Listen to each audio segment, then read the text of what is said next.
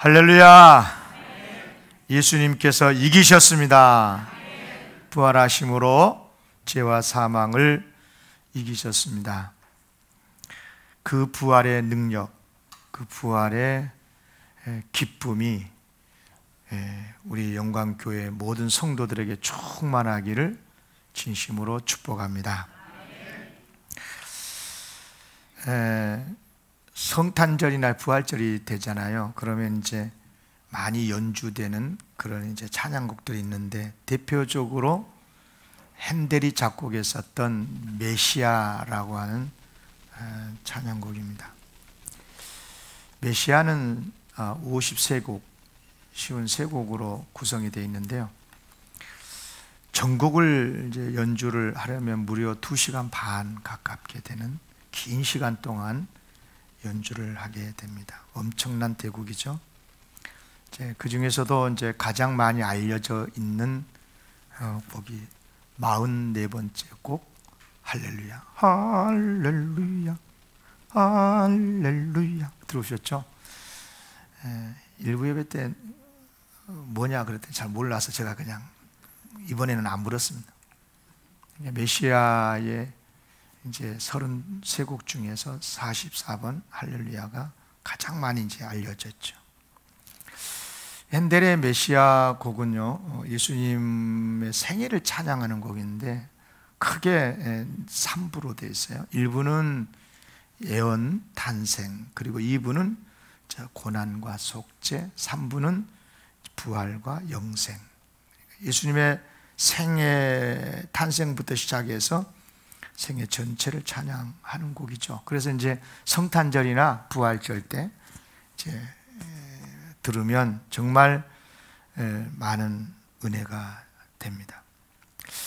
독실한 성도이면서도 문학가에 쓰던 찰스 제넌스라는 사람이 성경을 근거로 해서 작사했고, 핸델에게 작곡을 부탁을 했는데, 핸델이 어마어마한 대곡을 불과 24일 만에, 한 달도 채 되지 않는 24일 만에 완성을 해요. 이런 사실 하나만으로도 메시아라는 이 찬양이 성령님의 감동으로 된 정말 걸작이라는 것을 우리는 알 수가 있는데, 그래서 이 시간에 한번 다 들어봤으면 좋겠는데 2시간 반 동안 들으려면 안 될 것 같고, 그래서 특별히 그 가운데서도 마지막 부분에 50번, 51번, 그러니까 예수님이 이제 죽으시고 부활을 하시는데, 이제 부활을 알려주는 마지막 장면이죠. 제가 이 곡을 여러분에게 잠깐 보여드리겠는데, 고린도전서 오늘 본문 15장의 내용 메시지와 똑같아서 그렇습니다. 이 곡을 우리 이제 한국 이제 제가 알기로는 고양시 오케스트라가 하는 것 같은데요, 찬양단이.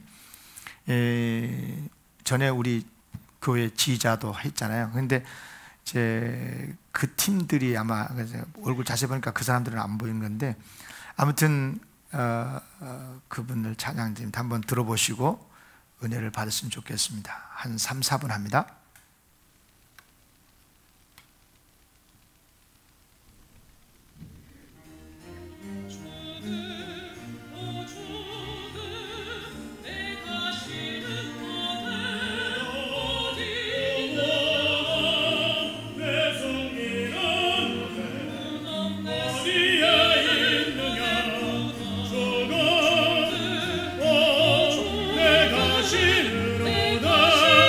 어디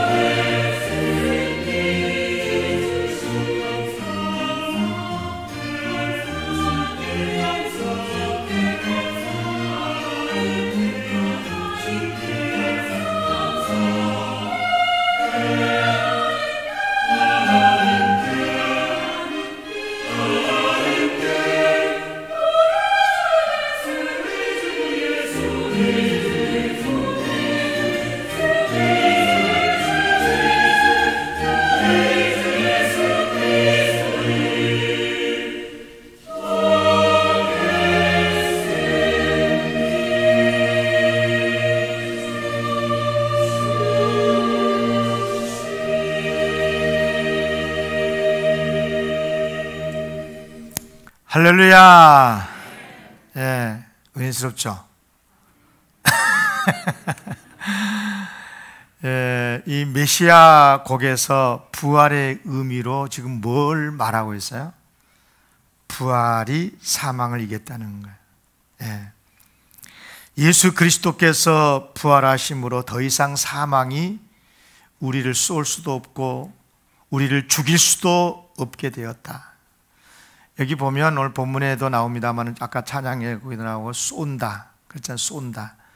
사망한 내가 쏘는 것이 무엇이냐, 사망한 네가 이기는 게 뭐냐 그러잖아요. 여기서 쏜다라고 할 때는 독침으로 쏘는 걸 말하거든요. 최고의 독침이 뭔 줄 아십니까? 죄라는 독침의 죄. 우리는 그 죄를 지었지요.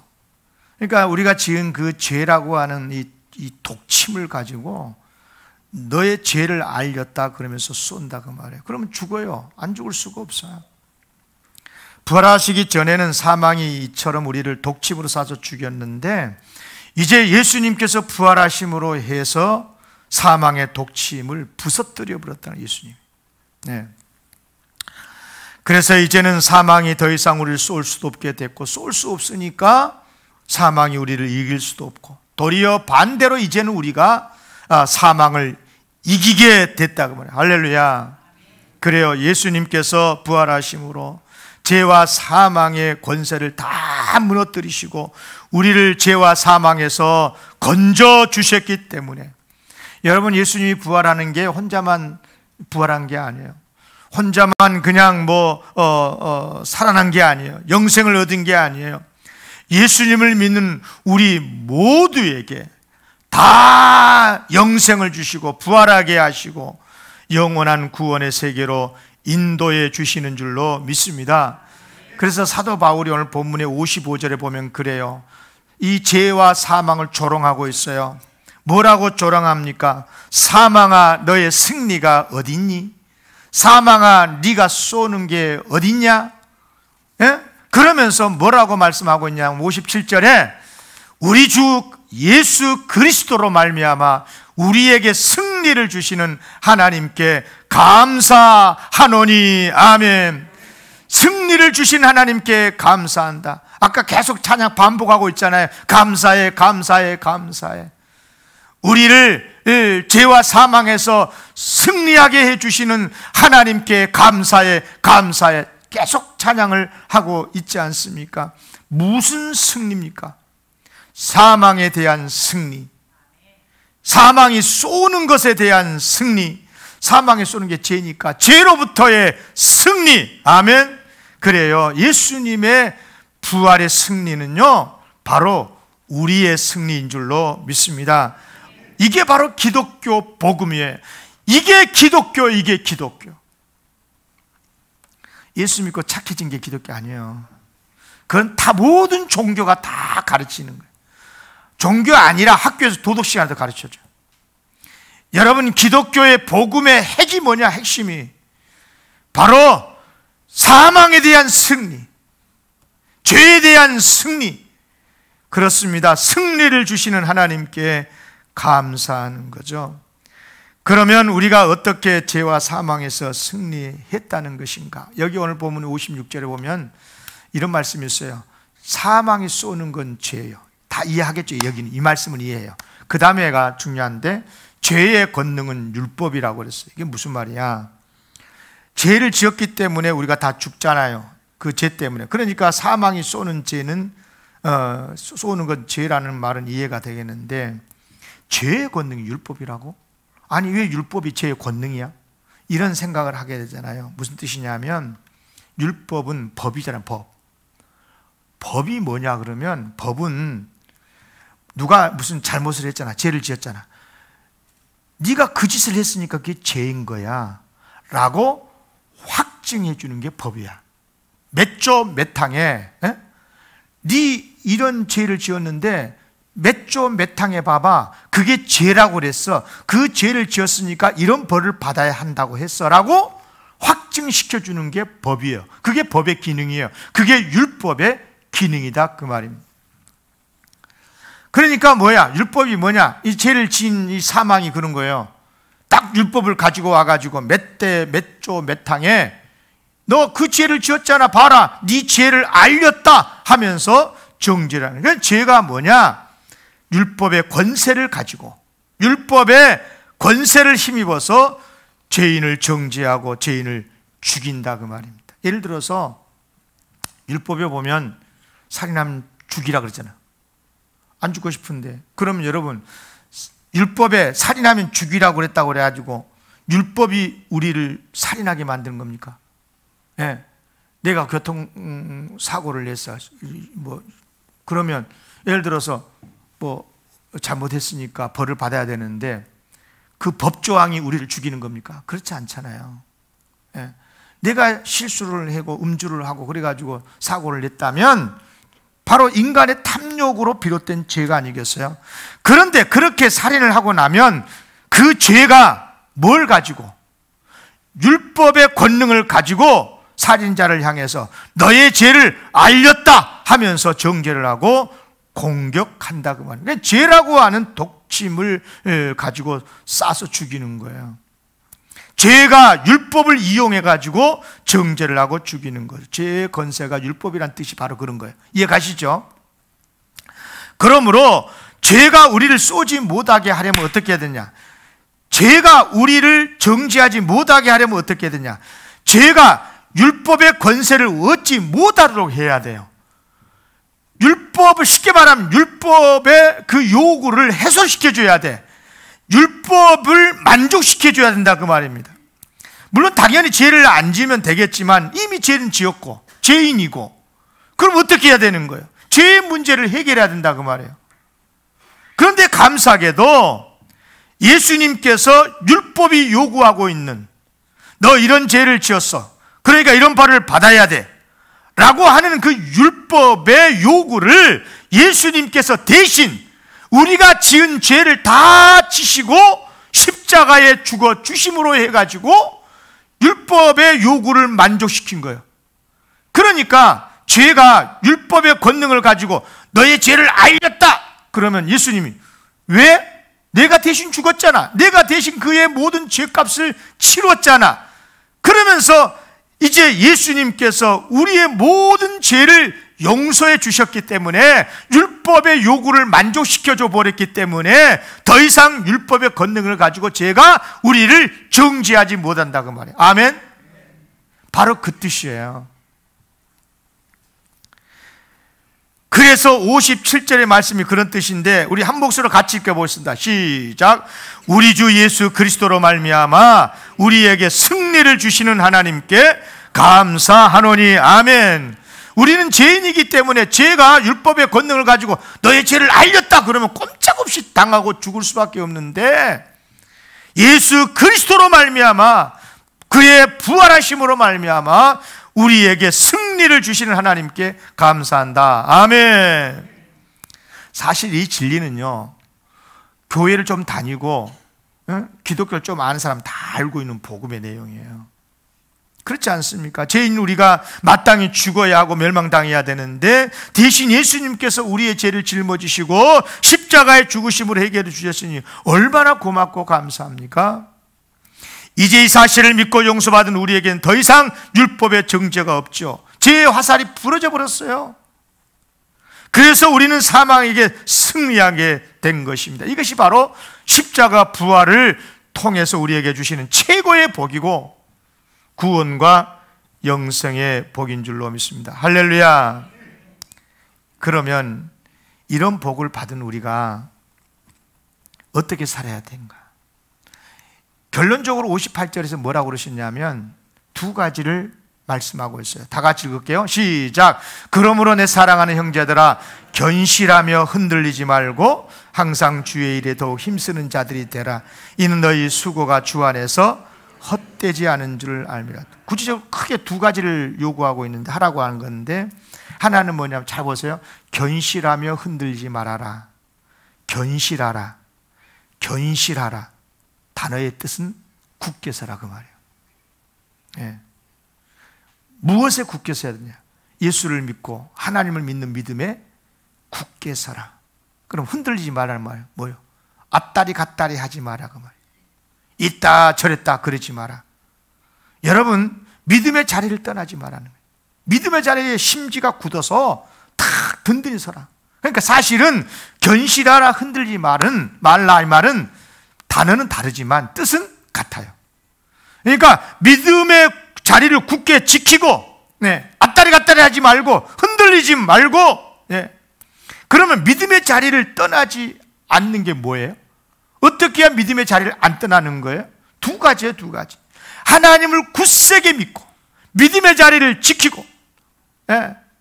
그런데 어떤 사람은 믿는다 그러면서도 뭐 그냥 하나님 뜻대로 살지도 않고. 그러니까 두 가지인데, 하나님을 믿는 것, 또 예수님 하나님을 믿되 하나님 뜻대로 사는 것, 이것이 믿음의 자리를 지키는 거예요.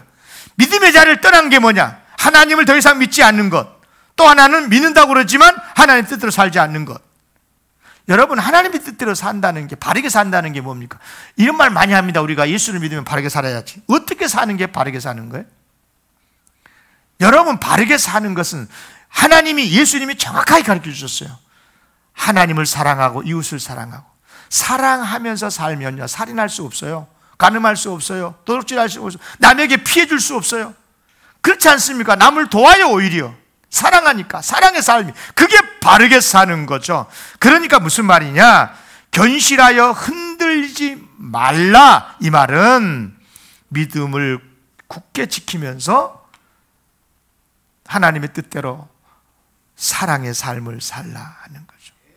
두 번째는 항상 주의 일에 더욱 힘쓰는 자냐. 이건 사역에 대한 이야기인데, 하나님께서 맡겨주시는 사명에 충성해서 소명을 이루라는 겁니다.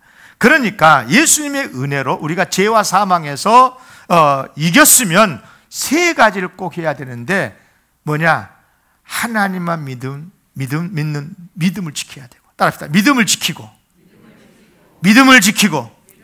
믿음의 자리를 지키라. 아멘. 믿음을 지켜야 돼. 앞다리 갔다리 하면 안 돼. 흔들리면 안 돼. 하나님을 믿고 믿는 자답게 하나님의 뜻대로 살고.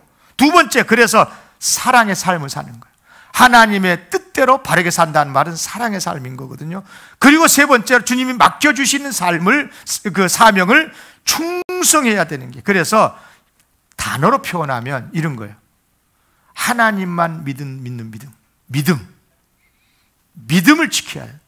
두 번째는 사랑하면서 살아야 돼. 세 번째로는 내가 마땅히 해야 되는 하나님 맡겨주신 일들을, 사명을 감당해야 돼. 이게 소명을 이루는 거거든요. 따라합시다. 믿음, 사랑, 소망, 소명. 이 세 가지의 일을 지키면서 살아야. 아멘. 그렇습니다. 그러면 우리가 이렇게 믿음도 지키고 사랑하면서 살고 소명의 삶을 살아야 되는 이유가 뭐예요? 뭐 죄와 죽음을 이기기 위해서, 그게 아니고 죄와 사망에서 우리가 이겼기 때문에, 물론 예수님의 부활하심으로, 전적으로 주님의 은혜죠. 예수님께서 부활하심으로 죄와 사망을 이기셨습니다. 우리를 죽이는 죄의 독침이 부러졌고, 그래서 사망은 더 이상 죄의 독침으로 우리를 쏠 수도 없고 죽일 수도 없어요.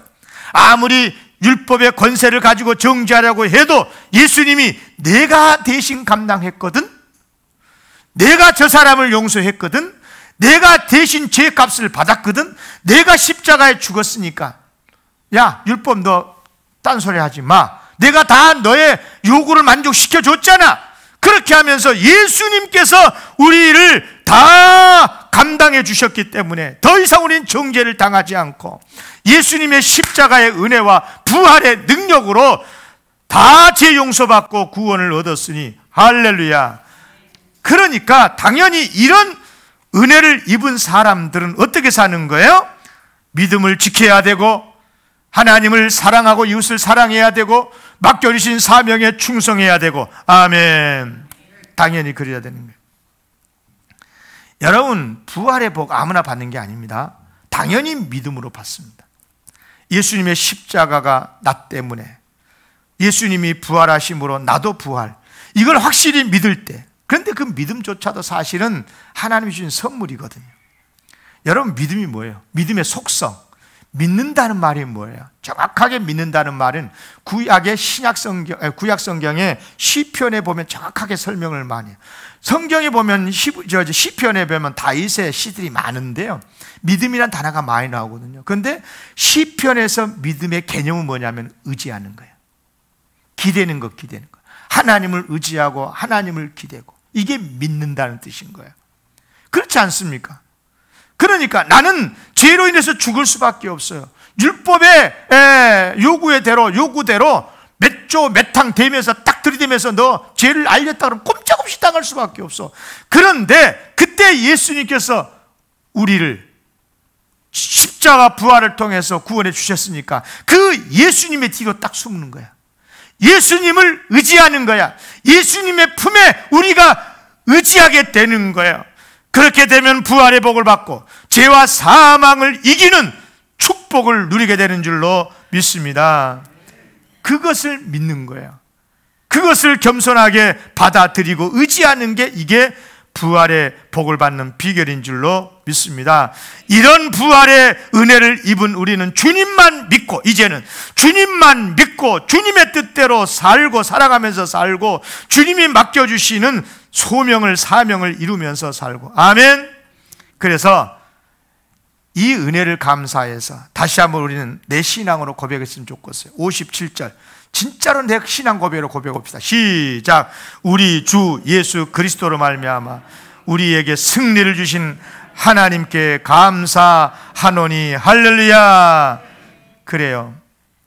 얼마나 감사합니까? 어떤 경우에도 믿음에 굳게 서시기를 바랍니다. 흔들리지 마십시오. 사랑하면서 사십시오. 맡겨주신 사명에 충성하고 사십시오. 예. 이것으로 끝이어도 할 말 없어. 그렇잖아요. 이것으로 끝이어도 할 말 없어. 너무너무 받은 은혜가 크니까. 예, 믿음 당연히 지켜야 되고, 사랑하면서 당연히 살아야 되고, 주신 사명 당연히 감당하면서 살고, 다 복이야. 그것 자체만도 복이야. 그런데 오늘 말씀 보세요. 기가 막힌 말씀이세요. 58절 하반절에 보면 뭐라고 그랬냐면, 이는 너희 이런 수고가 주 안에서 헛되지 않게 하겠다는 거예요. 믿음을 지키느라고 어려움을 당하고, 사랑하느라고 수고하고 희생하고, 예? 내가 너에게 맡겨진 이런저런 일들을 하느라고, 사명 감당하느라고 고생하고, 내가 절대 잊지 않겠다. 헛수고가 되지 않겠다. 무슨 말이에요? 상급을 주시겠다는 거예요. 할렐루야. 아니, 구원해 주셨으니까, 영생을 주셨으니까 마땅히 믿음 생활하고 마땅히 사랑하면서 착하게 살고 당연히 맡겨주신 일에 충성하는 것 당연한 건데, 그런데 거기에다가 플러스, 아니 세상에 상급도 주신대요. 상급도. 그런데 이 상급이란 게요, 이 세상에 사는 동안에도 상급을 받고, 죽어서 천국에서도 상급을 받고. 천국 상급부터 말씀을 드릴게요. 여러분, 천국의 상급은 두 가지인데요. 천국의 상급은 두 가지.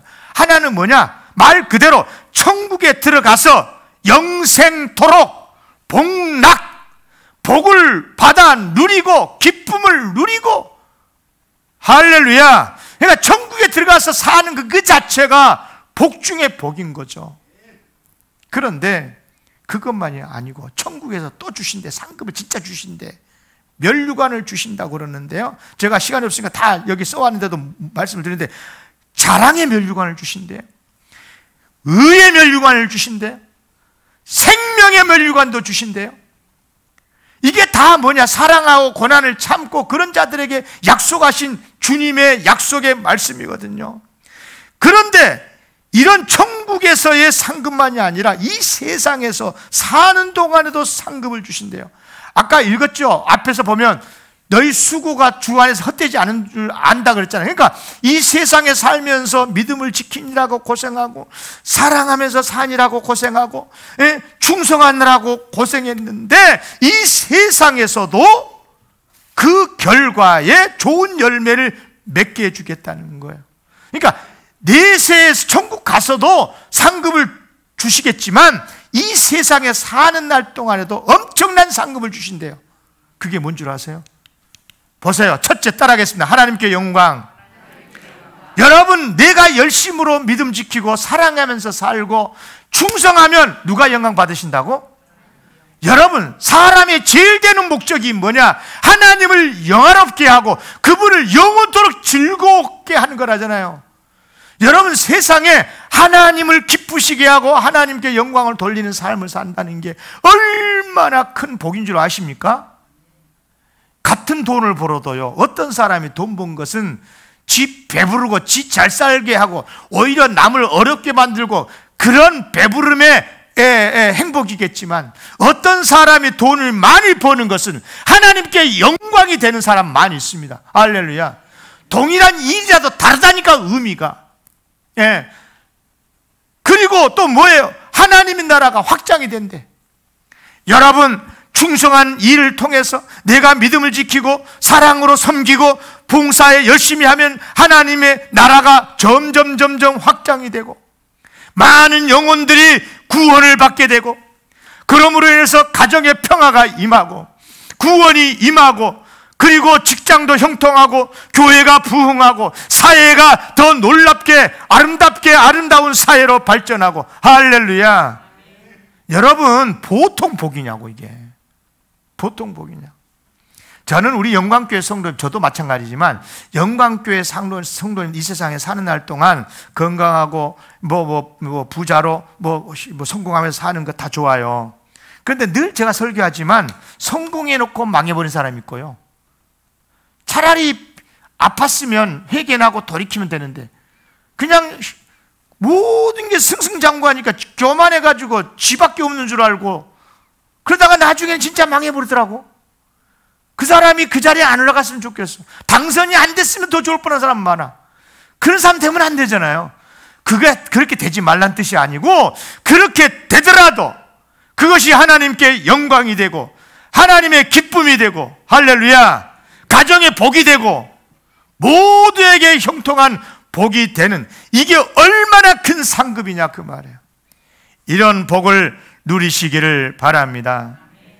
그래요, 사랑하는 성도 여러분, 우리가 한평생 살고 있는데요, 이 한평생 사는 날 동안 믿음이 흔들리면 안 돼요. 사랑으로 바르게 살고요, 그리고 내게 집에서나 직장에서나 당연히 교회에서도 내게 주신 맡겨진 사명을 잘 감당하고. 저는 굉장히 일상의 삶을 굉장히 중요하게 여기면서 목회한 사람인데요, 무슨 사명 감당하자 그러면 세계 보고 막 이렇게 생각, 그것도 사명이에요. 다 좋아. 100명 전도, 그것도 다 좋아. 다 좋아. 그런데 남편으로서의 의무도 안 하고, 아내로서의 사명도 감당 안 하고, 부모로서의 사명도 감당 안 하고. 여러분, 그것이 가장 기본적인 주님이 맡겨주신 사명이에요. 이런 것들에 충성해야 될 줄로 믿습니다. 아무튼 나 좋자고 하는 일인데도 하나님께 영광이 된다니, 하나님께 기쁨이 되고 얼마나 감사하고 감사합니까? 부디 축복합니다. 이런 상급의 소망으로 충만하게 살아가시는 우리 성도들 되시기를 주의 이름으로 기원합니다. 부활의 기쁨, 승리의 부활의 능력이 충만한 우리 영광교회 되시기를 주님의 이름으로 기원합니다. 기도하겠습니다.